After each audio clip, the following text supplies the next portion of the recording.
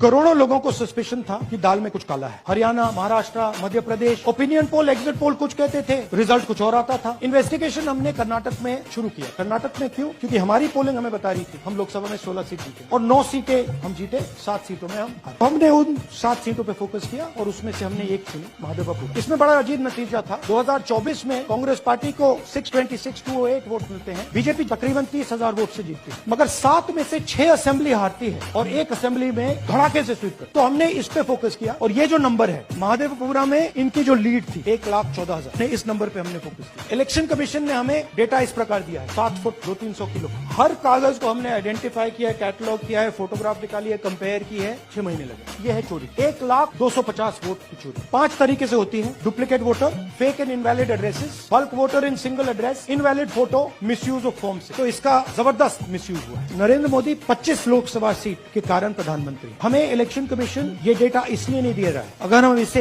बाकी लोकसभाओं में करा देंगे तो देश के लोकतंत्र की सच्चाई बाहर आ जाएगी। ये क्रिमिनल एविडेंस है और इलेक्शन कमीशन देश में पूरे एविडेंस को डिस्ट्रॉय करने की सोच रहा है। मैंने जैसे कहा 21वीं सदी है, एक हार्ड ड्राइव पे आप पूरा डेटा रख सकते हो, 100 साल 200 साल का डेटा रख सकते, जितना रखना है रखते। मगर इलेक्शन कमीशन 45 दिन में सीसीटीवी को खत्म करना चाह रहा है, वोटर लिस्ट नहीं दे रहा। तो they are colluding with the BJP, they are helping the BJP destroy the election system in India.